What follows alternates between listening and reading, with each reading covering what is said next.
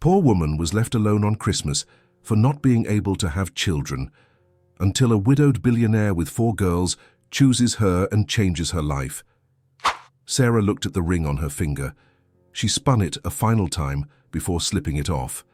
She was sitting on the edge of the bed in the cheap hotel room where she had spent the last week. The suitcase was open on the floor, clothes tossed in haphazardly. The wallpaper was peeling at the edges. The heater made an irritating noise but barely warmed the room. Her cell phone vibrated. It was his mother. Again. The 10th call in the last 2 hours.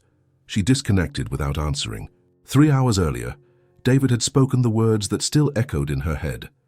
"I can't marry someone who can't give me children, Sarah. I'm sorry, but I simply can't." She had stood there, frozen in the doorway of what had been their apartment, the key in her hand and a bag holding her last few things. He didn't even look her in the eye when he said it. He just took the key from her hand, went inside and shut the door in her face, just like that. Simple, cold, 7 years together, wedding plans, promises, ended in 30 seconds. Sarah had found out 2 months ago.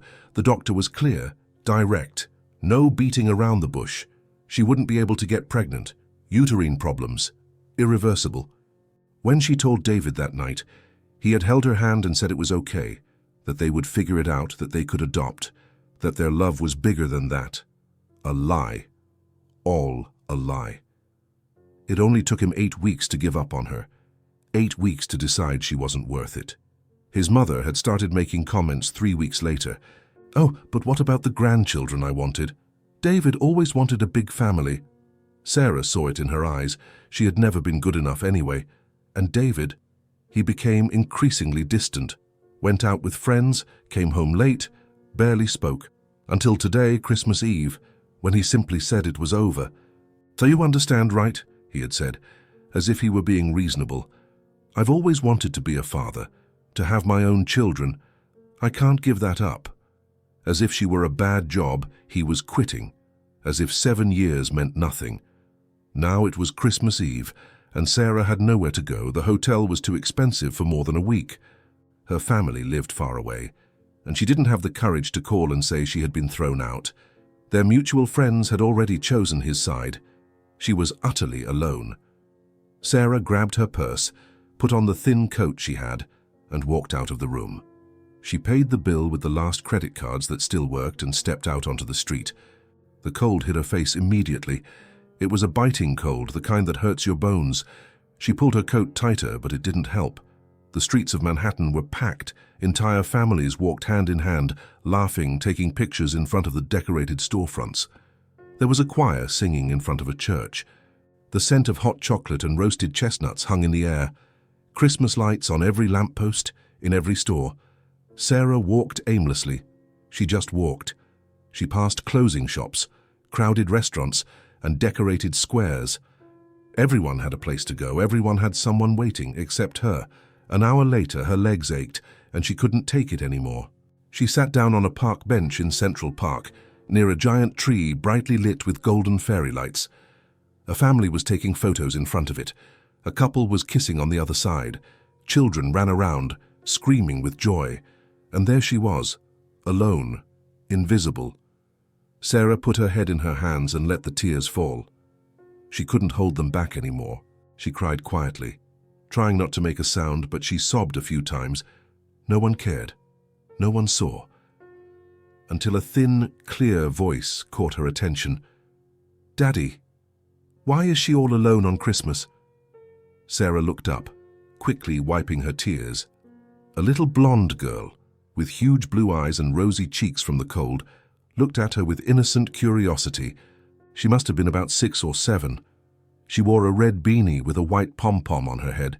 Beside the girl, a tall man held the hands of 3 other girls, all blonde, with light eyes. 2 looked like twins, very small, with matching scarves. The other must have been about 5 and looked at Sarah with her head tilted. The man looked at Sarah. His face was tired, with deep circles under his eyes, but his eyes were kind. He wore an expensive, well-cut coat. The girls were all well-dressed. "Sophie, don't bother the lady," he said quietly, but the girl didn't move.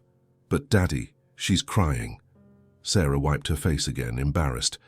"I'm sorry," she murmured, her voice shaky. Sorry." The man hesitated. He looked at his daughters, then at Sarah, then back at his daughters. Then he let go of their hands and took a few steps towards her. "Are you okay?" he asked, his voice low but genuine. Sarah gave a bitter, humorless laugh. "I'm great, couldn't be better. Merry Christmas, right?" He was silent for a few seconds, just looking at her. Sarah noticed that he didn't look well either. There was something in his eyes, an old pain, but too recent to be healed. "Do you have somewhere to stay tonight?" he asked. Sarah shook her head. "No." "Family? Friends?" "No. No one." He ran a hand through his hair, clearly thinking. The 4 girls approached, forming a semicircle around the bench. The smallest one of the twins, tugged at the hem of her father's coat. "Daddy, it's cold. She doesn't have a good coat." The other twin agreed. "She's going to freeze." The 5-year-old girl, Zoe, tilted her head to the side. Daddy, can she come with us?" The man looked at his daughter, then at Sarah, then back at the 4 girls. They stared at him with those bright eyes full of expectation. Sarah saw the exact moment he made the decision. Something changed in his face. A calm determination. He bent down, getting to her level, and spoke in a low but firm voice. "You need a home." He turned to the girls and completed. "And they need a mommy." Sarah's eyes widened. Her heart pounded. "What? I don't understand." "It's not a marriage proposal," he explained quickly. "Far from it. It's an offer. You clearly have nowhere to go tonight. I have a house that's too big, and 4 daughters I can barely take care of alone since my wife died. You stay tonight. Sleep in a decent room. Eat something warm. Tomorrow, we'll figure out the rest." Sarah looked at the girls. They were smiling. Sophie, the oldest, had already held out her small hand. "I'm Sophie," she said, all excited. "This is Zoe, and these are Emma and Emily. They're twins, but you can tell them apart because Emma has a mole on her neck." Emma, or Emily, nodded shyly. The other hid behind her father. Sarah felt her throat tighten. She had just lost everything because she couldn't have children. She was discarded, thrown away, considered defective, and now a stranger was offering a chance. "I don't even know your name," she whispered.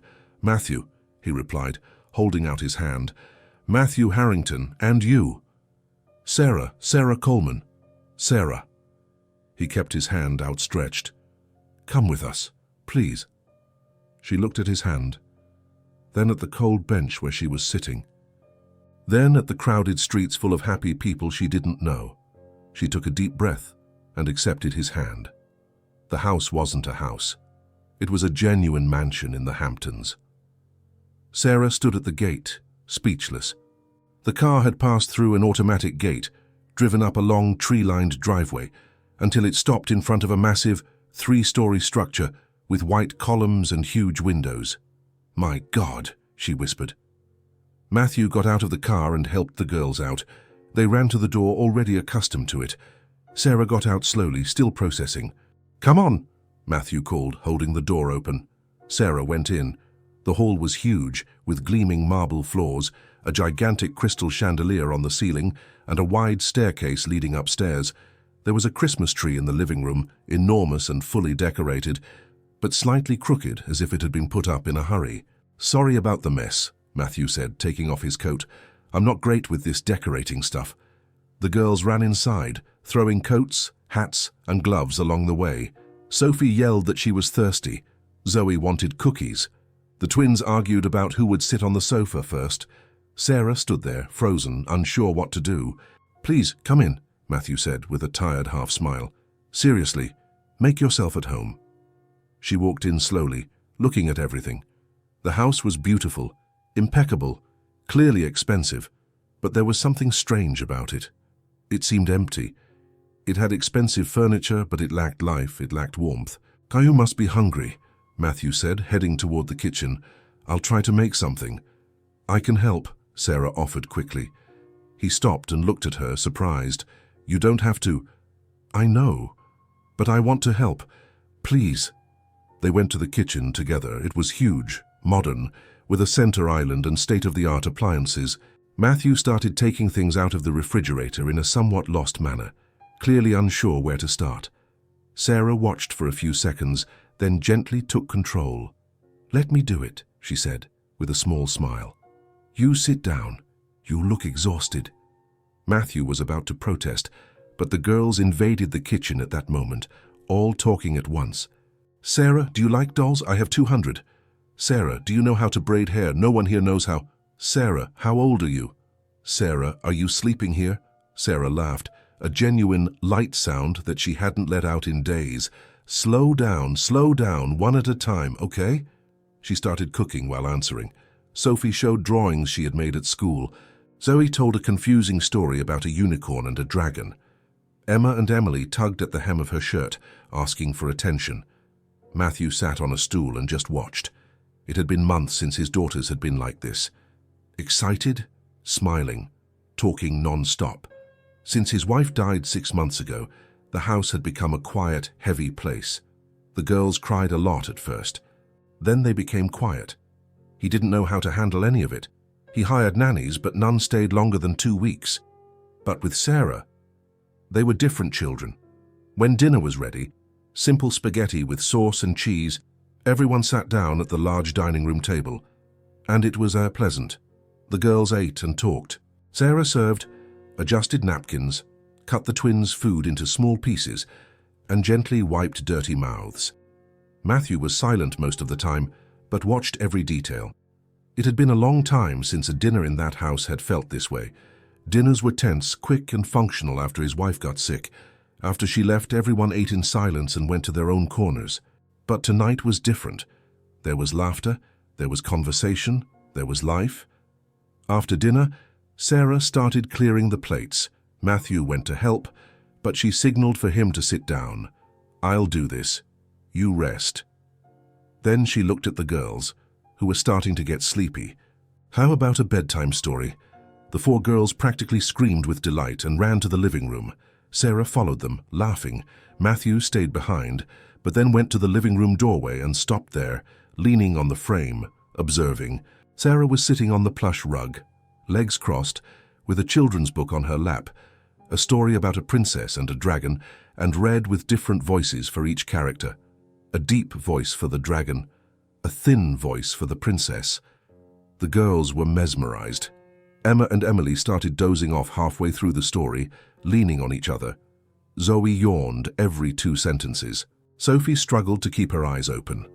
When Sarah finished reading, she slowly closed the book and looked at each of them with affection.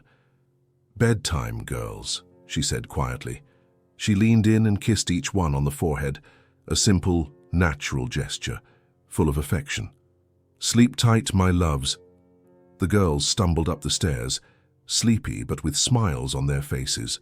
Matthew went up with them, tucked each one into bed, covered them up, and gave a goodnight kiss. When he came down, he found Sarah in the kitchen, washing dishes at the sink. "You don't have to do that," he said from the doorway. "I know, but I want to help. You've already done so much for me today." He walked into the kitchen and stood there, not quite knowing what to say. "Thank you," he finally said, "for coming, for accepting, for everything. The girls haven't been this happy in a long time." Sarah smiled, a small, tired but genuine smile. "Thank you for not leaving me on the street, for giving me a chance when no one else would." Matthew showed her the guest room. It was on the 2nd floor, away from the girls' rooms. It was large, with a huge queen-size bed, dark wood nightstands, a built-in closet, and a private bathroom with a tub. Sarah walked in slowly and stopped in the middle of the room, still processing everything. "If you need anything, my room is at the end of the hall," Matthew said from the doorway. "Anything at all, just call. Good night, Sarah." "Good night, Matthew." He closed the door. Sarah sat on the edge of the bed and looked around. The room was bigger than the entire apartment she had shared with David. The bed was incredibly comfortable. There were clean, soft towels in the bathroom. The heating worked perfectly. A few hours ago, she was on a park bench, alone, freezing, aimless, hopeless, thinking her life was over. Now she was in a mansion, surrounded by 4 blonde, light-eyed girls who called her name and smiled at her. and a widowed man, clearly broken, who for some reason decided to trust her. Sarah lay down, pulled the thick, soft blanket over her, and for the first time in weeks felt something akin to peace. Maybe, just maybe, things could get better. Maybe this was the chance she needed. Maybe not all was lost. Sarah woke up to the sound of muffled giggles outside the door. She slowly opened her eyes, confused for a few seconds. The room was enormous, the bed was too soft, and for a moment she didn't remember where she was. Then it all came back. The park bench, Matthew, the girls, the mansion. The giggling continued, followed by a loud whisper, "I think she's still asleep. Let's wake her up. No, we have to wait. But I want to see her now." Sarah smiled and sat up in bed. "You can come in," she said, her voice still rough with sleep. The door opened in a second. The 4 girls ran in colorful pajamas, messy blonde hair, bright blue eyes shining with excitement. Sophie jumped on the bed first, followed by Zoe. Emma and Emily climbed up with more difficulty, but managed. "Good morning," Sophie shouted, throwing herself into Sarah's lap. "Did you sleep well?" Zoe asked, snuggling up on the other side. "Are you staying today?" Emma asked, or was it Emily? Sarah still couldn't quite tell them apart. "Are you going to have breakfast with us?" the other twin completed. "Are you going to read more stories?" Sarah laughed, trying to process all the questions at once. Hold on, one at a time." "But you are staying, right?" Sophie insisted, holding her hand tightly. "Please say you're staying." Sarah looked into her hopeful little eyes and felt her chest tighten. I am staying today." "Yes." The 4 of them cheered, as if she had promised to take them to Disney. "Come have breakfast." Zoe pulled her hand. Come on." Sarah barely had time to put on her slippers. The girls dragged her downstairs, all talking at once, telling her about what they wanted to eat, what they did yesterday, about everything and nothing. The kitchen was empty. Matthew hadn't woken up yet. "What do you usually have for breakfast?" Sarah asked, looking around. "Cereal," Sophie said, a little awkwardly. "Just cereal, sometimes toast." "Every day?" Sarah asked, surprised. The girls nodded. "Daddy doesn't know how to make other stuff," Zoe explained. "He burns everything." Sarah thought for a second, then smiled. "How about pancakes?" The 4 girls' eyes widened. "Pancakes," Sophie repeated, as if it were the best idea in the world. "That's right, pancakes. But you're going to help me, okay?" "Okay." Sarah started looking for the ingredients. She found flour, eggs, milk, sugar. The girls pulled up stools and climbed up around the kitchen island, wanting to see everything. "Okay, first thing, we need to mix the flour with the milk," Sarah explained, putting everything in a large bowl. "I want to stir," Zoe shouted. "Me too." Sophie joined the argument. "Calm down, everyone will stir. We'll do it together." Sarah gave each of them a wooden spoon. They started stirring the batter with more enthusiasm than technique. Flour flew out of the bowl. Milk splashed onto the counter. Emma dropped an egg on the floor and started crying, but Sarah quickly calmed her down. "It's okay, sweetie. It happens. Come here, I'll clean it up." She cleaned the floor, got another egg and continued. The girls were radiant, laughing, making a mess, getting batter on themselves. Sarah separated fruits, strawberries, bananas, blueberries, and let the girls cut them with blunt knives. Zoe ate half the strawberries before even cutting them. Sophie organized everything on little plates with a chef's care. The twins argued about who cut faster. When the first pancakes started to get ready, the smell filled the kitchen, a sweet, cozy scent of a real breakfast. Sarah had just flipped the 3rd pancake when she heard footsteps on the stairs. Matthew appeared in the kitchen doorway, in a sweatshirt and t-shirt, messy hair, still looking sleepy, and he stopped. The kitchen was a mess. There was flour on the counter, eggshells in the trash, and milk splashes on the floor, but it was alive. The 4 girls were laughing around Sarah, who wore a makeshift apron made from a dish towel tied around her waist. The smell of fresh coffee, the smell of pancakes, laughter. Matthew stood there, just looking. It had been more than a year since he had seen a scene like this in his own home, since before his wife got sick, since before everything fell apart. "Daddy," Sophie was the first to see him. "Sarah's making pancakes, and we helped." I cut strawberries, Zoe announced proudly. I broke an egg, Emma said, all excited. Sarah turned and gave a slightly awkward smile. Good morning. Sorry about the mess. I'll clean it all up later. No, you don't need to apologize, Matthew said, still a little dazed. This is great. He walked slowly into the kitchen as if he didn't want to break the spell. Sit down, Daddy. Sophie pulled his hand. Come eat with us. They all sat at the table. Sarah served the pancakes. The girls put fruit on top. Matthew poured orange juice, and they ate together. The girls talked non-stop, recounting everything again even though their father had heard it 5 minutes ago. Sarah responded, smiled, wiped dirty mouths, and cut smaller pieces for those who needed it. Matthew ate in silence, but watched everything. He felt something strange in his chest, something he hadn't felt in a very long time, the warmth of home. After breakfast, the girls clung to Sarah. Sophie dragged her to her room, which was all pink and full of drawings taped to the walls. She showed each one, explaining in detail who was who, what was happening, why she had used that color. This is Daddy, she pointed to a drawing of a tall man with dark hair, and this is me, Zoe, Emma, and Emily. But someone is missing. Who? Sarah asked, curious. Sophie looked at her with those huge blue eyes. Mommy, she went to heaven. Sarah felt her heart clench. I know, sweetie. Your dad told me. Sophie was quiet for a few seconds, then picked up a crayon. Can I draw you? Sarah blinked, surprised. Me? Of course you can. Sophie started drawing, her tongue sticking out in concentration. When she finished, she showed her a female figure with brown hair next to the 4 girls. There, now it's complete. Sarah had to blink to hold back tears. Zoe didn't give the emotion time to last long. She ran in, pulling Sarah by the hand. Come on, come on. I need to tell you a story. She sat Sarah down on the living room floor and started telling a completely crazy story about a dragon who was friends with a rabbit who lived on a cloud and ate flying pizza. It made no sense at all, but Sarah listened attentively, asking questions, laughing at the right moments. The twins didn't miss out. Emma and Emily appeared, each with a doll asking to be held. Sarah sat on the sofa and put one on each lap. They stayed there, quiet, just wanting to be close. Matthew watched from afar, pretending to work on his laptop, but really just paying attention to the scene. The girls wouldn't let go of her. They followed Sarah from room to room.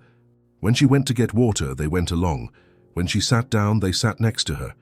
When she got up, they got up too, and the most incredible thing, there were no fights, no crying, no yelling. There was laughter, there was conversation, there was peace. The rhythm of the house had completely changed in less than 24 hours.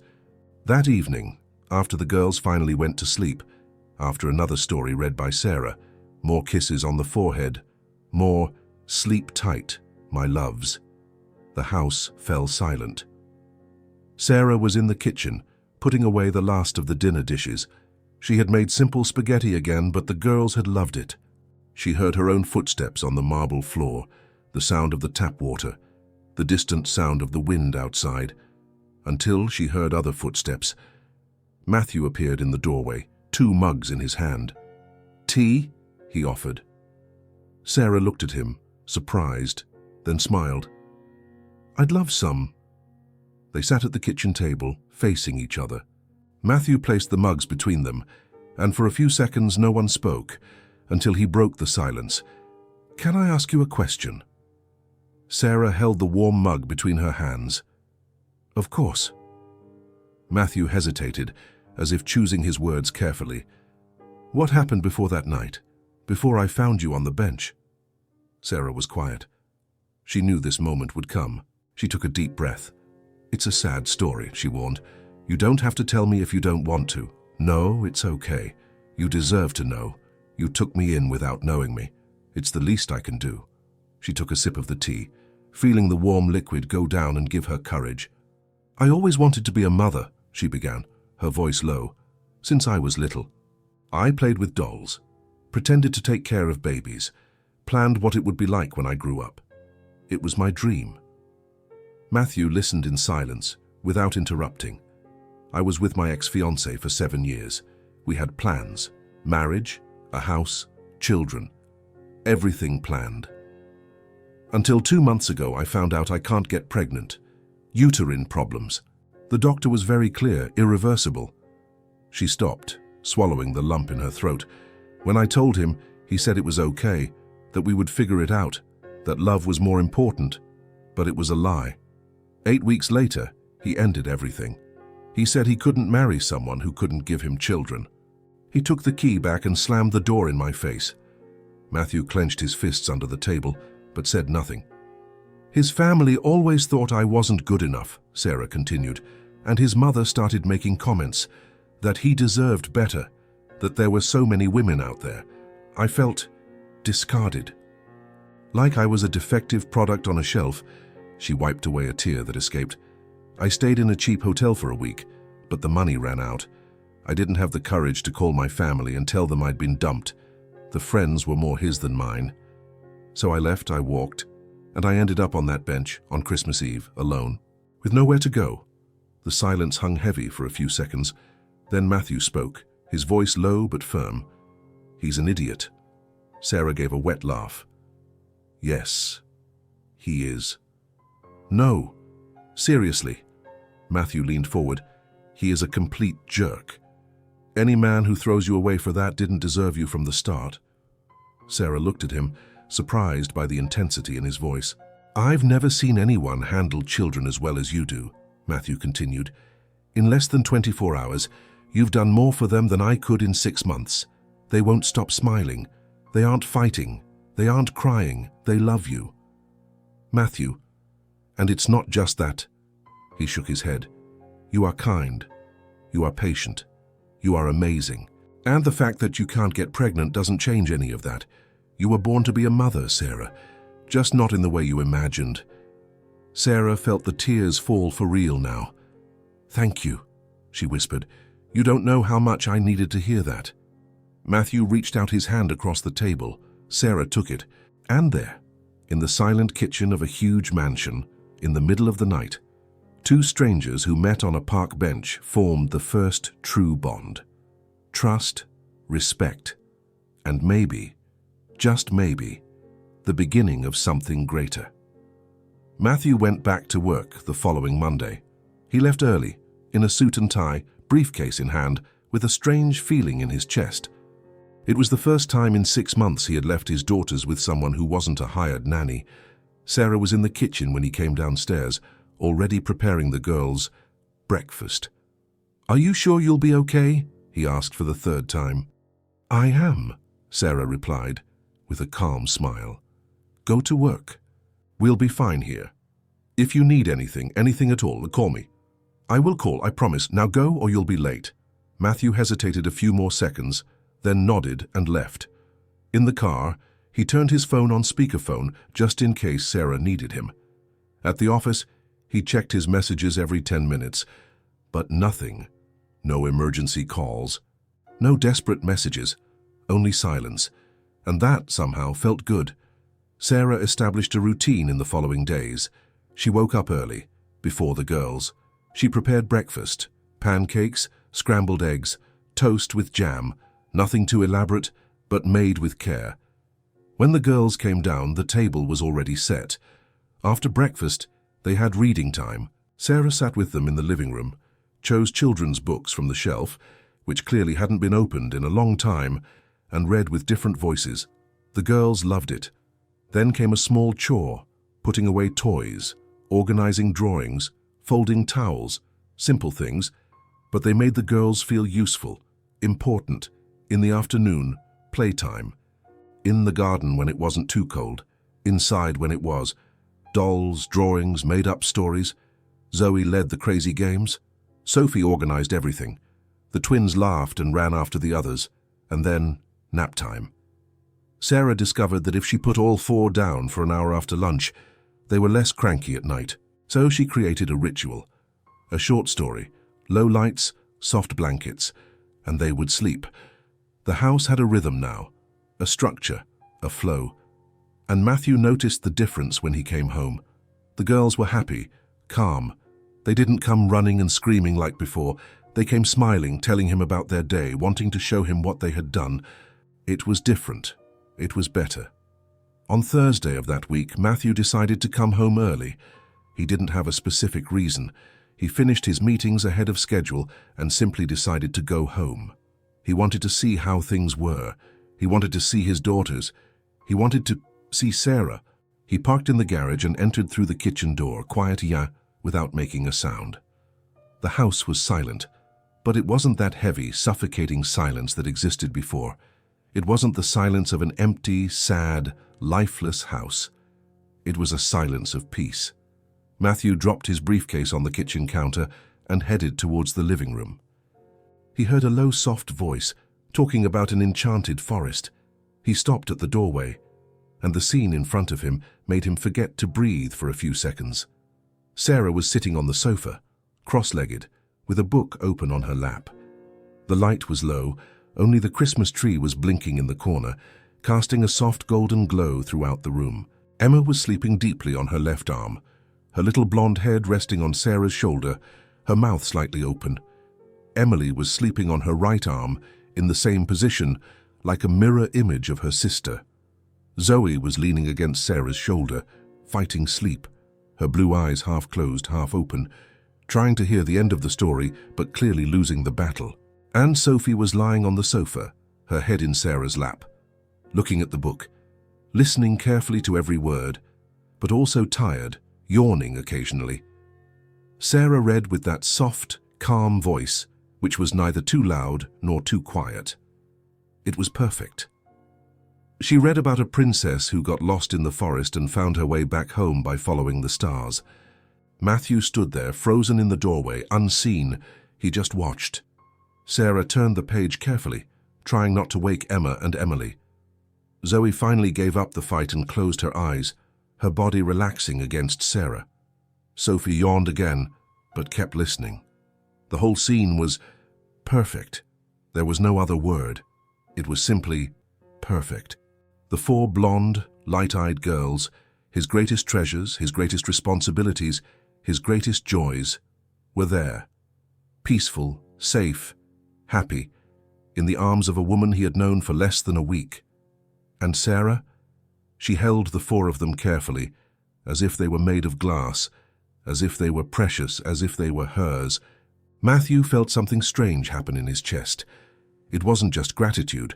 It wasn't just relief at finding someone who took good care of his daughters. It was admiration.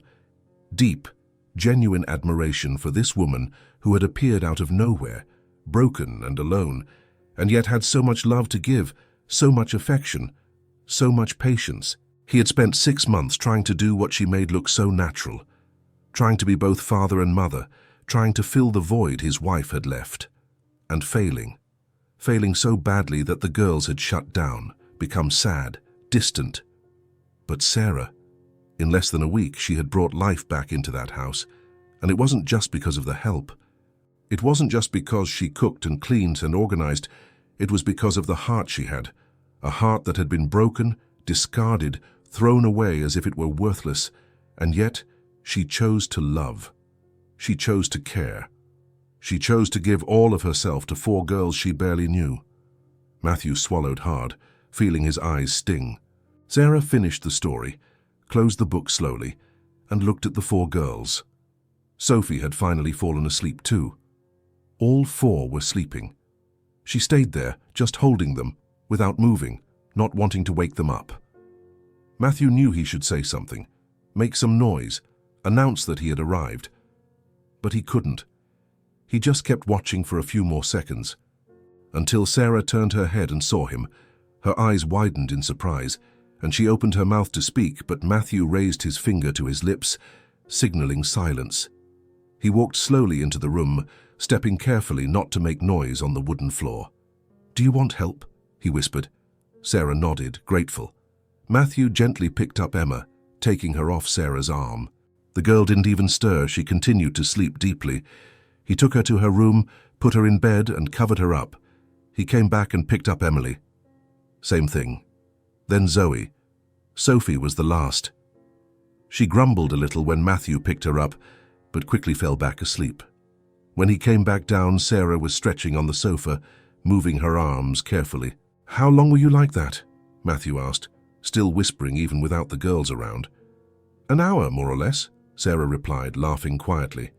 "They fell asleep in the middle of the story, and I didn't want to wake them up. You should have called me. I would have come home earlier to help. It's okay, I enjoyed it. It's comforting, you know, holding them like that." Matthew sat on the sofa beside her, still processing everything. "Thank you," he said after a while. "For what?" "For everything. For taking care of them like this. For being you." Sarah smiled, a small but sincere smile. "I'm the one who should be thanking you. You saved me, remember? I'd be on the street if it wasn't for you." "No," Matthew shook his head. "You saved us. I just gave you a place to stay. You brought life back into this house." Sarah was quiet, unsure what to say. They sat there, side by side, in silence, for a few minutes. It wasn't an uncomfortable silence, it was just peace. That night, after the girls had dinner and went to sleep again, with another story, more kisses on the forehead, more sleep tight, my loves, Matthew called Sarah into the kitchen. He was nervous. He paced back and forth, ran his hand through his hair, couldn't sit still. "Is everything all right?" Sarah asked, worried. "Yes. No. I need to tell you something." "What is it? Did something happen?" Matthew stopped pacing and looked at her. I don't know how to be a father properly."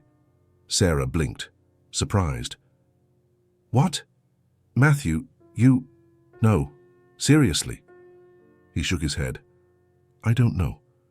Since my wife died, everything has been chaos. I get annoyed easily. I yell over silly things. I don't know how to soothe crying. I don't know how to braid hair. The girls would ask for things and I wouldn't know what to do. They would cry and I would freeze. I feel inadequate all the time." He stopped, taking a deep breath. "I hired nannies. 5 and 6 months. They all quit. They said the girls were difficult, too needy. But it wasn't the girls. It was me. I couldn't give them what they needed. I just didn't know how." Sarah approached slowly. "Matthew, and then you showed up." He gave a humorless laugh. "And in less than a week, you made everything look so easy, so natural. They love you. They listen to you. They are happy with you. And I keep wondering, what am I doing wrong?" Sarah held his hands. "You're not doing anything wrong. You're doing the best you can, and that is already a lot. But it's not enough." "Yes, it is." Sarah squeezed his hands. "You lost your wife. You are grieving. And yet, you wake up every day and you try. You work to support them. You came home early today just to see them. You care. And that matters a lot." Matthew looked at her, his eyes welling up. "Then why does it feel so hard?" "Because it is hard. Being a single parent is hard. But you can get better. You can learn." "How?" Sarah thought for a few seconds. "Talk to them at their level," she began. "When you go to talk to them, squat down, be the same height. Look into their eyes. They feel heard that way." Matthew nodded, paying attention. "Explain things calmly, don't rush, they are little. They don't understand everything right away. So breathe, go slow, and explain it again if you need to. Okay. And try to have small, individual moments with each one. Sophie loves to draw. Sit with her. Draw together. Zoe loves to tell stories. Listen to her, until the end. Even if it makes no sense, the twins need to be held. So pick them up, hug them, put them on your lap and just be there." Matthew absorbed every word. "And use touch," Sarah continued. "A hug, a hand on their head, a kiss on their forehead. It calms them. It comforts them. It shows them you're there, that you care." "I can do that," Matthew said, more to himself than to her. "I will do that." "You will. I know you will." He looked at her, grateful. "Thank you, Sarah. Truly. No need to thank me. I want to help." In the following days, Matthew applied everything Sarah had told him. On Saturday morning, instead of staying in his home office working, he came downstairs and sat on the living room floor with Emma and Emily. They were playing with building blocks. "Can I play with you?" he asked. The two looked at him, surprised, then smiled and nodded yes. Matthew sat down and started building a tower. The twins laughed every time the tower fell. He pretended to be mad, but he was actually loving it. Later, Zoe came running to him. "Daddy, Daddy, I need to tell you something." Matthew stopped what he was doing, squatted down to her level, and looked her in the eye. "What is it, sweetie?" Zoe told a crazy story about an elephant who lived on a cloud and ate pizza. It made no sense at all, but Matthew listened to the whole thing. To the end, he asked questions. He laughed at the right moments, and Zoe ran off, jumping with happiness. In the afternoon, Sophie appeared with a drawing pad. "Daddy, can you draw with me?" "Sure." Matthew sat next to her at the table. "What are we going to draw?" "A family." Sophie drew the 4 sisters. Then she drew her dad. And then, carefully, she drew Sarah next to them. Matthew looked at the drawing and felt his chest clench. "It's beautiful, Sophie." "It's our family," she said, smiling. When Sarah saw the scene from the kitchen, Matthew sitting with Sophie, drawing together, laughing, talking, she smiled. The girls were starting to get close to their father again. And Matthew, he was learning. Slowly, but learning. And for the first time in months, he felt that maybe, just maybe, he could be the father his daughters deserved. The storm began around 7 o'clock that evening. Matthew had just arrived home, still in his suit, his tie loosened. Sarah was finishing serving dinner, a vegetable soup the girls had helped make earlier. The wind battered the windows fiercely. The trees in the garden swayed violently. "Daddy, it's loud outside," Sophie said, looking at the window with wide blue eyes. "It's just wind, sweetie. It's okay," Matthew replied, sitting down at the table. Thunder boomed, loud, strong. Emma started crying. Emily held her sister's hand, also frightened. Hey, it's okay," Sarah quickly approached, picking up both of them. "It's just noise, it won't hurt you." They ate dinner quickly, with the sound of the rain hitting the roof harder and harder. The thunder came at shorter intervals. The girls got more nervous with each one. Sarah tried to distract them with conversation, but even Zoe, who normally talked non-stop, was quiet, looking at the ceiling as if it were about to collapse. Then it happened. The lights flickered, once, twice, and went out completely. The house plunged into total darkness, and chaos began. Emma screamed. Emily started sobbing. Sophie ran and clung to her father's leg. Zoe froze in place, her eyes wide, trying to see something. "Daddy," Sophie cried, "I can't see anything. I'm scared," Zoe screamed. Matthew stood up, trying to find his phone in his pocket to use the flashlight, but his hands were shaking. He didn't know where to start. All 4 girls were crying at the same time. "Matthew, stay with them," Sarah said, her voice firm but calm. "I'll get flashlights." She used her phone to light the way and ran out. Matthew stayed there, with Sophie clinging to his leg, trying to calm the other 3, but his own voice came out shaky. Sarah returned in less than 2 minutes with 3 large flashlights. She turned them all on, and the yellowish light filled the kitchen. "There, look, there's light," she said, smiling at the girls. "See? We don't have to be afraid of the dark." But the girls continued to cry, frightened. Sarah looked at Matthew, who looked as lost as his daughters. She took a deep breath and had an idea. "Girls," she called, with enthusiasm in her voice, "who here has ever slept in a campout?" The girls stopped crying for a few seconds, confused. "Campout," Sophie repeated, sniffling. "That's right, an indoor campout, with a tent, magical lights, and everything." "But it's dark," Zoe said, still scared. "Exactly." Sarah squatted down to their level. "We're going on an adventure. We'll build a giant tent in the living room, light candles like a campfire, and tell stories. It will be fun." The twins stopped crying, curious. "With blankets?" Emma asked. "With lots of blankets. As many as you want." Sophie wiped her tears. "And stories." "All the stories you want." Zoe finally smiled. "Can it be a dragon story?" "It can be any story you want." Matthew looked at Sarah, impressed. In 2 minutes, she had turned the girls' fear into excitement. "Matthew, can you get the sheets upstairs?" Sarah asked. "As many as you can." And bring pillows too. Got it. He grabbed a flashlight and ran upstairs. Sarah guided the girls to the living room. She placed the flashlights in strategic spots. She lit thick candles, the emergency kind, and placed them on the mantelpiece, away from the children. "Look how beautiful," she said, pointing. "It looks like a campfire." The girls came closer, enchanted by the candlelight dancing on the walls. Matthew returned loaded with sheets, blankets, and pillows. Sarah began to organize everything. "We're going to build the tent here," she said, pointing to the space between the sofa and the armchairs. "Matthew, hold this corner." They worked together. They tied sheets to the back of the sofa, stretched them to the armchairs, creating a roof. They put cushions underneath to support it. In 10 minutes, they had a makeshift eco but perfect tent. "Now for the magic part," Sarah said, grabbing 2 flashlights. She placed each flashlight inside a thin cloth bag, the kind used for storing clothes, and hung them inside the tent. The light became diffused, soft, almost magical. "Wow," Sophie whispered, entering the tent. "It's beautiful." The other 3 followed, lying down on the soft blankets Sarah had spread on the floor. Matthew entered last, a little awkwardly because of his size, but managed to settle in. They all stayed inside.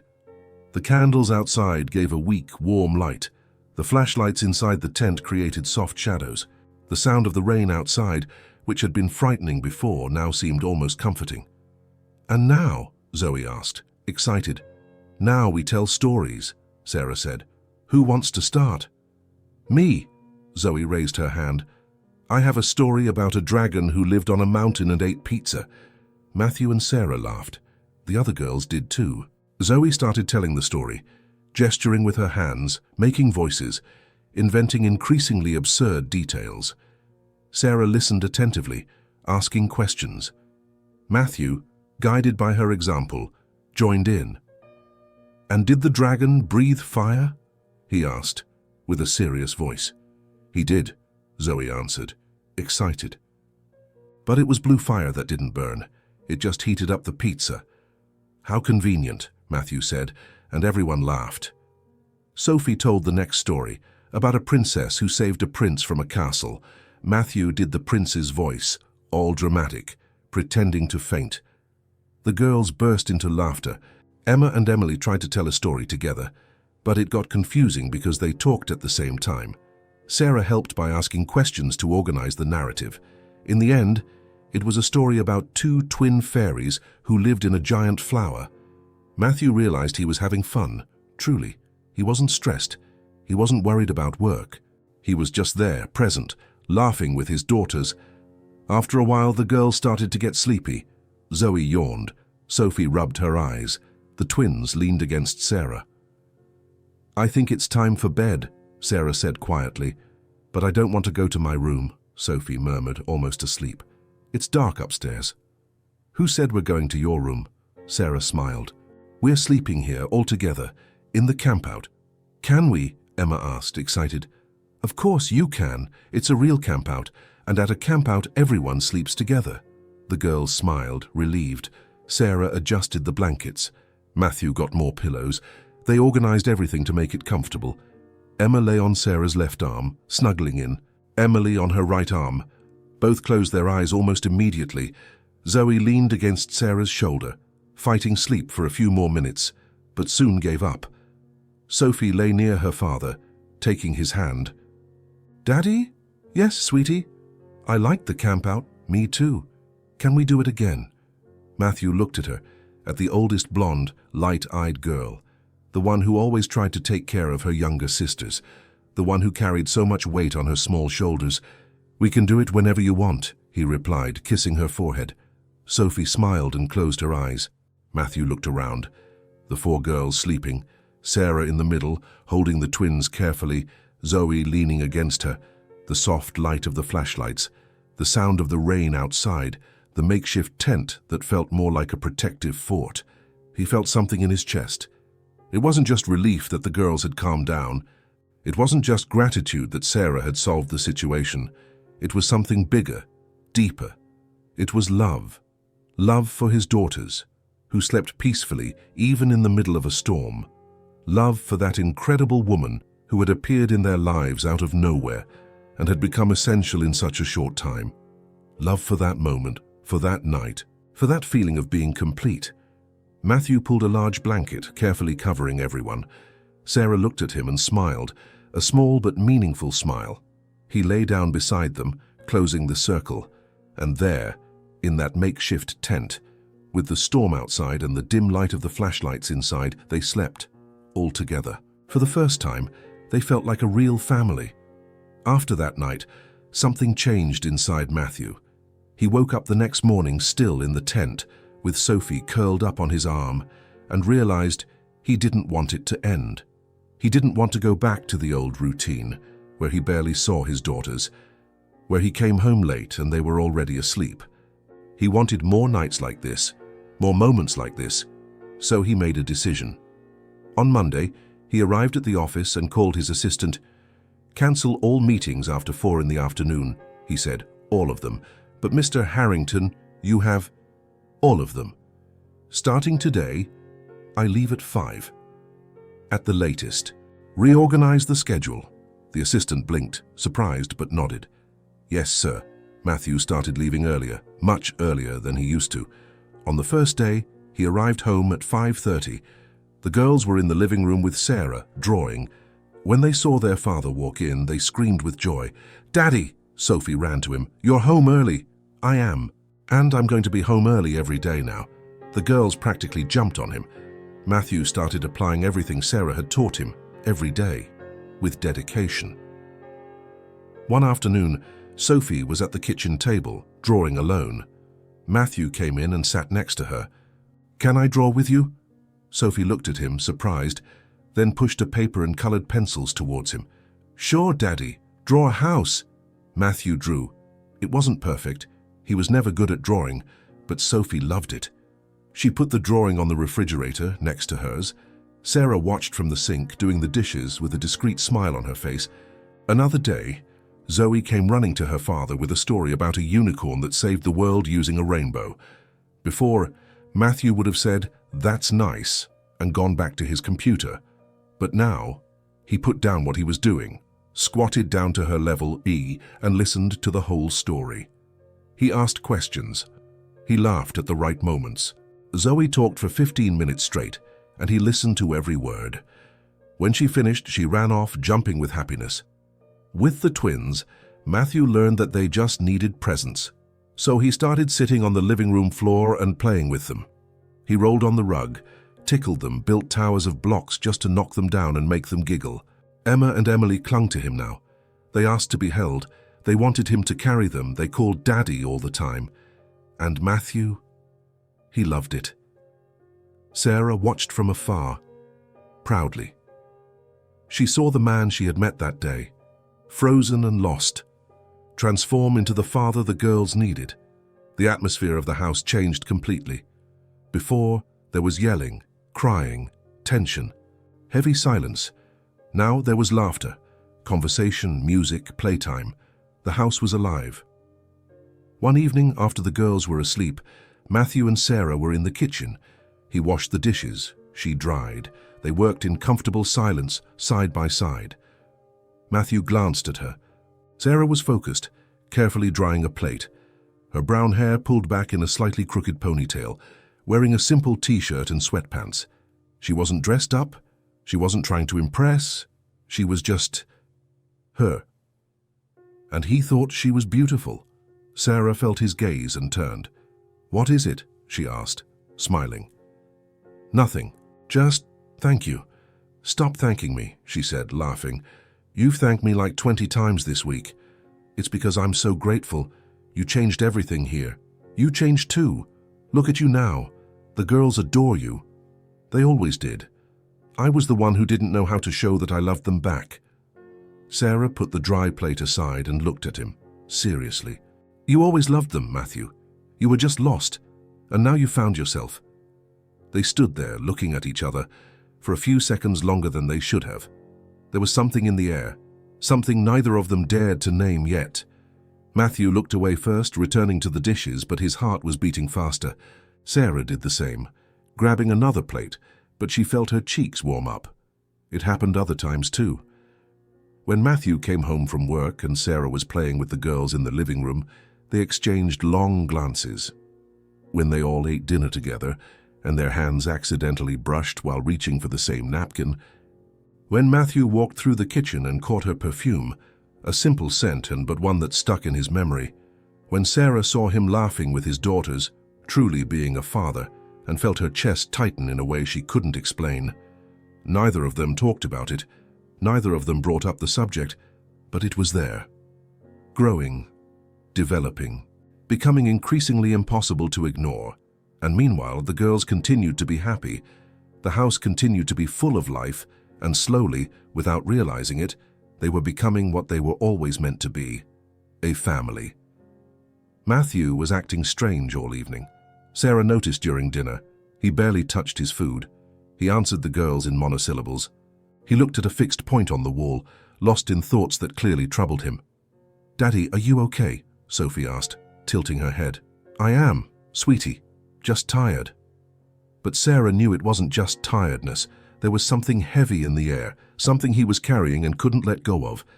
After dinner, she put the girls to bed, read the usual story, gave kisses on the forehead, tucked each one in with affection. When she came downstairs, she expected to find Matthew in his office or his room, but he was in the living room, sitting on the sofa, facing the fireplace. The fire crackled low, casting dancing shadows on the walls. All the other lights in the house were off. Only the fireplace illuminated the room. His elbows were resting on his knees, his hands clasped together, his head bowed. Sarah stopped at the door, hesitant. "Matthew." He lifted his head, and even in the dim light, she saw that his eyes were red. Can you sit with me?" he asked, his voice rough. "I need to tell you something." Sarah's heart clenched. She walked in slowly and sat next to him on the sofa, keeping a respectful distance. "What happened?" Matthew didn't answer immediately. He stared at the fire, his jaw tense, his hands clasped together. The silence stretched. A minute.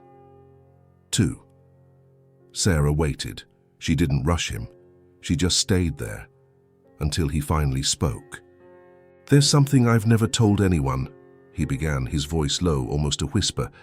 "Something I carry every day, and I need to get it off my chest." Sarah turned towards him, attentive. "You can tell me. I'm here." Matthew took a deep, shaky breath. "Right after my wife died." He started, but his voice broke. He stopped, swallowed hard, and tried again. "Right after I panicked. It wasn't just sadness, it was terror. Terror of not being able to take care of the girls alone." He ran a hand over his face, rubbing his eyes. Sophie was 6, Zoe 4. The twins had just turned 2. They were so small, and I didn't know how to do anything. I didn't know how to change diapers properly. I didn't know how to cook food they liked. I didn't know how to brush their hair. I didn't know anything. Sarah listened in silence, her heart heavy. "And they cried all the time," Matthew continued, his voice cracking. "They cried for their mother. They cried at night. They cried during the day, and I couldn't comfort them. I tried to hold them, but they pushed me away. I tried to talk to them, but they wouldn't listen. I felt useless." He stopped, breathing with difficulty. 3 weeks after the funeral, I called my mother-in-law, he confessed, and the shame was visible on his face. I called and asked if she could take the twins for a while. Just until I got organized, I said, just until I learned to cope with everything. Sarah's eyes widened, but she said nothing. "She said yes," Matthew continued, tears beginning to fall. "She said she could pick them up the next day, and I almost let her. I really almost did." He sobbed, covering his face with his hands. "I went to their room that night. They were sleeping. Emma was hugging her teddy bear. Emily was sucking her thumb. And I stood there looking at them, thinking that I was going to send my daughters away because I wasn't capable of taking care of them." Tears were falling freely now. Matthew was crying, truly crying, for the first time in front of her. His whole body trembled. "The next day, I called my mother-in-law and said I had changed my mind, that I would manage. But the truth, I didn't manage. I hired nannies. I fled to work. I let other people take care of them because I couldn't. He finally looked at Sarah, his face wet with tears, his eyes full of pain. I thought I wouldn't be a good father, he said, his voice shaking. I thought I would ruin their lives, that they would be better off away from me, and I never told anyone this. No one knows I almost gave up on them. Sarah felt her own tears come. She reached out her hands and held his hands, firmly, squeezing tightly. "Matthew, look at me," she pleaded. He obeyed, his red eyes meeting hers. "You were desperate," she said, her voice firm but full of affection. "You had just lost your wife. You were alone, scared, not knowing what to do. Thinking of asking for help doesn't make you a bad man. It makes you human." "But I was going to send them away." "But you didn't," Sarah interrupted. "You thought about it. You considered it. But when it came down to it, you chose to stay with them. You chose to try, and that matters." Matthew shook his head, the tears still falling. "I failed them. For months, I failed." "You were learning," Sarah said, squeezing his hands tighter. "No one is born knowing how to be a single parent, no one. You lost the partner who helped you. And you did the best you could at that moment." She leaned forward, looking deep into his eyes. "And look at you now, Matthew. Look at how they love you. Look at how they run to you when you come home. Look at how they laugh when you play with them. Look at how Sophie holds your hand, how Zoe tells you stories, how the twins ask to be held by you." Matthew sobbed again. "They forgave you for things you don't even need to be forgiven for," Sarah continued, "because they know deep down that you always loved them, even when you were lost, even when you didn't know how to show it. They always knew." Matthew held her hands back, clutching them like a lifeline. "You are not a bad father," Sarah said, her voice strained now. "You are a father who was broken and is rebuilding himself, and that is more courageous than anything." They stayed like that for a few seconds, holding hands, in the dim light of the fireplace. Then Matthew pulled her into a hug, a tight, desperate hug, full of gratitude and relief. Sarah hugged him back, letting him cry on her shoulder. She didn't say anything. She just held him. When he finally pulled away, he wiped his face with his hands, taking deep breaths, trying to compose himself. "Thank you," he said, his voice still shaky. "Thank you for listening, for not judging me. I would never judge you." Matthew looked at her, and there was something different in his eyes now, something beyond gratitude. "Thank you for coming into our lives, Sarah," he said, his voice full of emotion. "If you hadn't walked in here that night, I don't know where we would be." Sarah felt her eyes sting again. "I'm the one who should be thanking you," she replied. "You saved me too." "No," he shook his head. "You saved us. You brought life back into this house. You taught me how to be a father. You showed the girls they could be happy again. His voice broke. "You are the best thing that has happened to us." Sarah couldn't hold back the tears. They fell, silent. They stayed there, sitting on the sofa in the light of the fireplace, holding hands in silence. But it was a different silence now. It wasn't heavy. It wasn't uncomfortable. It was intimate, true, complete. Matthew had completely exposed himself. He had shown her his darkest part, the guilt he carried, the fear that haunted him. And Sarah had embraced it, without judgment, without fear, with love.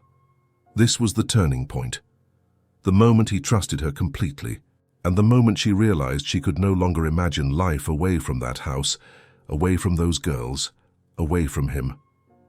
The morning after the outpouring, Sarah came downstairs early as usual. She expected to find Matthew already in his office, or perhaps avoiding her after opening up so much the night before. But he was in the kitchen, making coffee.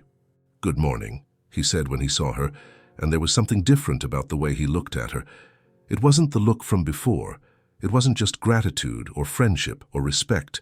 It was softer, more tender, more profound. "Good morning," Sarah replied, feeling her cheeks warm up for no apparent reason. "I made coffee," he said, handing her a mug. "The way you like it, With milk and 2 sugars. Sarah took the mug, surprised he had noticed how she took her coffee. Thank you. They stood there, in the kitchen, drinking coffee in silence. But it wasn't an awkward or uncomfortable silence. It was peaceful, familiar. About last night, Matthew began. You don't have to talk about it if you don't want to. No, I want to. He looked at her. I just wanted to say thank you. Again, for not running away after hearing all that. Sarah smiled. I'm not going to run away, Matthew. I know. He smiled back, a small but genuine smile. And that means a lot to me. The girls came downstairs at that moment, breaking the moment, but the look they exchanged before turning to them said everything. Something had changed. In the following days, the change became even more evident. Matthew started looking for excuses to be near Sarah, even when the girls weren't around. At night, after dinner, when he used to go straight to his office, now he stayed in the kitchen. He washed the dishes with her. He dried the plates. He put away the pots. And they talked. Sophie wants to learn ballet, Sarah commented, handing him a wet plate. Ballet, Matthew repeated, surprised. She never mentioned it. She told me today she saw some girls dancing on TV and was enchanted. Matthew smiled. Then we'll put her in ballet. Seriously? Of course. If she wants it, we'll make it happen. He put the plate in the cupboard. Thank you for telling me. Before, I wouldn't even know these things. Sarah wiped her hands on the dishcloth. You know now because you're present. You ask, you listen. It makes all the difference. Matthew looked at her, and the way he looked made her heart beat faster. You taught me how to do that, he said quietly.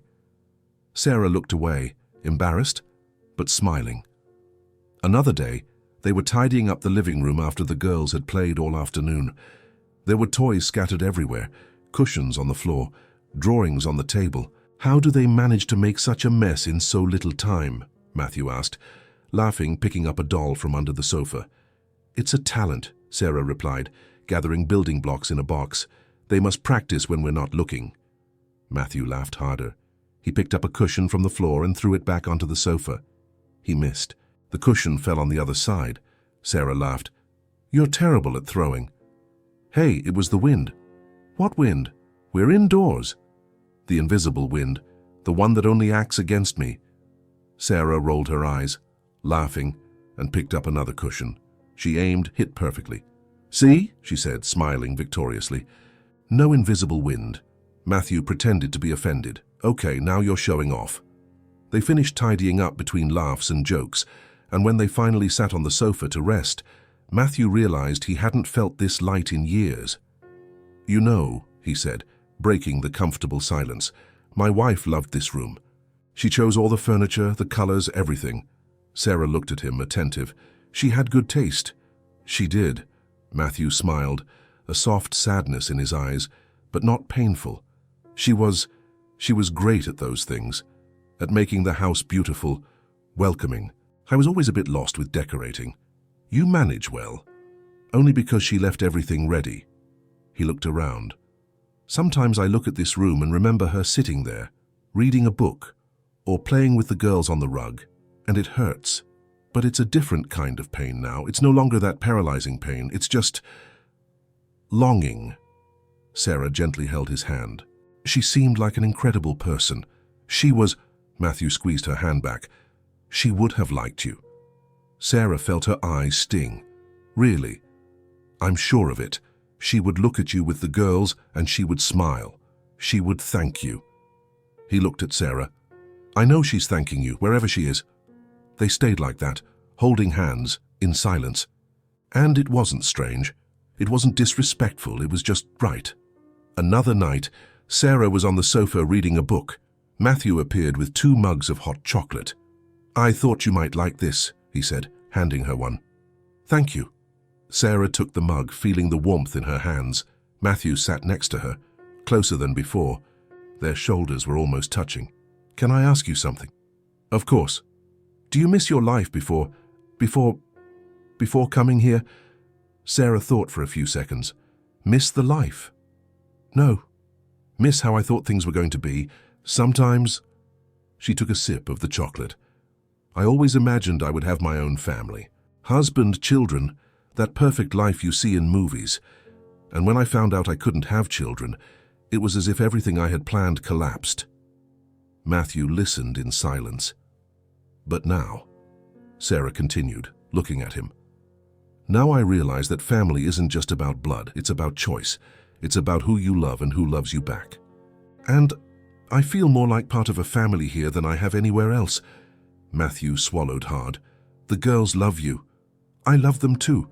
And he began, but stopped, as if unsure whether he should continue. Sarah looked at him, her heart racing. And you, she encouraged, her voice low. Matthew met her eyes. I love you too. The world stopped for a second. Sarah blinked, thinking she had heard wrong. What?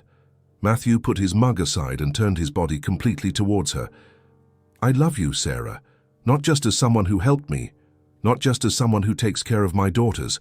I love you as a man loves a woman, as someone who can no longer imagine life without you. The tears came before Sarah could stop them. Matthew, I know it's soon, he continued, holding her hands. I know we haven't known each other for long, but I can't deny what I feel. You changed everything. You brought light back into this house. To me. Sarah squeezed his hands, the tears falling freely now. I love you too, she whispered. I didn't want to admit it because it seemed too fast, but I love you. I love you. I love the girls. I love this life we've built. Matthew smiled, a smile full of relief and happiness, and pulled her closer. He rested his forehead on hers, closing his eyes, just feeling the moment. Then stay, he pleaded, his voice choked. Not as a visitor, not as temporary help. Stay for real. With us. With me. Sarah opened her eyes, meeting his. I never wanted to leave. And there, in the room illuminated only by the fireplace, surrounded by the warmth and peace they had built together, they kissed. It was a soft, slow kiss, full of promises and new beginnings, a kiss that sealed what they both already knew days ago. They were no longer just a desperate father and a woman helping out. They were man and woman. They were love. They were family. Matthew woke up on Saturday with an idea in his head. He came downstairs and found Sarah in the kitchen, preparing breakfast as usual. She turned when she heard him enter, smiling that way that made his heart race. Good morning. Good morning. He approached, stole a quick kiss, still getting used to the fact that he could do that now. I have an idea. What kind of idea? Today is an outing day. Just the 6 of us. No work, no commitments, no anything. Just us. Sarah smiled wider. The girls will love it. I know. He grabbed a mug of coffee. And so will I. When the girls came downstairs and heard the news, the reaction was immediate. An outing, Sophie shouted, her blue eyes shining. Where to? To the park, Matthew replied.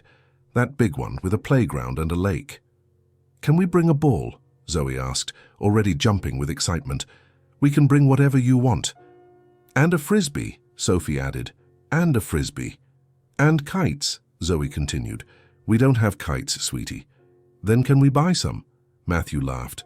Not today, but we can buy some next week and go again. The twins clapped their hands, celebrating as if they had won the lottery. Sarah prepared sandwiches, fruit, juice, and cookies. Matthew filled a backpack with toys, a ball, a frisbee, and an extra blanket. The girls ran around the house, gathering their things, too excited to sit still. Half an hour later, they were all in the car, heading towards the park. The girls sang in the back seat. Children's music played on the radio. Matthew looked in the rearview mirror and saw the 4 of them singing, laughing, gesturing. Sarah held his hand on the gear shift. He intertwined his fingers with hers. They didn't say anything. They just smiled. The day was perfect. Sun shining, a cloudless blue sky, pleasant temperature. The park was full of families, children running, dogs playing, people having picnics. Matthew found a good spot under a large tree. He spread the blanket on the ground. Sarah organized the food in the basket. The girls barely waited. They ran off towards the playground. Be careful, Sarah shouted. Stay where we can see you. Okay, Sophie answered over her shoulder, already climbing the slide. Matthew and Sarah sat on the blanket, watching the four of them play. Sophie helped the twins climb the taller equipment. Zoe had already found other children and was organizing some kind of running competition. She's been here for 5 minutes and is already running the show, Matthew said, laughing. It's her talent. Sarah leaned her elbow on the blanket, watching with a smile. A born leader. Just like her mother. Sarah looked at him, surprised. You think so? I'm sure of it. My wife was like that. She'd arrive anywhere, and in 5 minutes she'd be organizing everyone. He smiled, a soft but not painful sadness in his eyes. Zoe gets that from her. Sarah squeezed his hand, and Matthew squeezed back. After a while at the playground, the girls came running back, sweaty and hungry. They sat on the blanket and devoured the sandwiches, fruit and cookies, drinking juice as if they hadn't eaten in days. Slow down, Sarah said, laughing. No one's going to steal your food. But it's so yummy, Zoe said with a mouthful. Don't talk with your mouth full. Zoe swallowed, smiled upon, and grabbed another sandwich. When they finished, Matthew picked up the ball. Who wants to play? Me, they all shouted at once. They went to an open space on the lawn. Matthew and Sarah stood at opposite ends, the girls in the middle. They kicked the ball back and forth, trying to catch it, missing, falling on the grass, laughing. Sarah dribbled past Sophie and shot, goal. The girls cheered as if it were the World Cup. That's not fair, Matthew protested, feigning indignation. You have an unfair advantage. What advantage? You're younger. Sarah rolled her eyes, laughing. You're 35, not 80. I feel 80 after running after these four all day. The girls laughed. Zoe grabbed the ball and kicked it back. Matthew defended, caught it in the air and posed like a hero. They played for almost an hour, until Sophie threw herself onto the grass, dramatically. I'm dying. You're 7 years old, Matthew said, laughing. How can you be dying? I ran too much, my feet are falling off. Zoe lay down next to her, equally dramatic. Mine too. I think I'll need new feet. The twins went to the playground again, but only to play in the sand. Matthew and Sarah returned to the blanket. They sat side by side, watching the four of them. The silence was comfortable, only the sound of children playing around them, birds singing and a gentle breeze. Until Matthew took a deep breath. I didn't think I would love another woman after my wife. Sarah froze. Her heart raced. She slowly turned to look at him, but Matthew continued to look at his daughters. When she died, I thought I died too, he continued, his voice low but firm. Not physically, but inside. I thought the part of me that knew how to love, that knew how to feel, had gone with her. Sarah said nothing. She just listened. I spent months on autopilot. Woke up, went to work, came home, slept. The girls were there, but I wasn't present. I was breathing, but I wasn't living. He finally turned and looked at her. And then you showed up, alone on a bench, broken, hopeless. And for some reason I still don't understand, I invited you to come with us. It was impulsive. It was crazy. It was... He stopped. It was destiny, Sarah completed softly. It was, he agreed, because nothing else explains it. It was destiny that I passed that bench at that exact moment. It was destiny that you accepted. Sarah felt her eyes sting. You brought life back into this house, Matthew said, his voice choked. To them, they started smiling again. They started playing again. They started being kids again. He held her hand. But it wasn't just for them, it was for me too. You taught me how to be a father.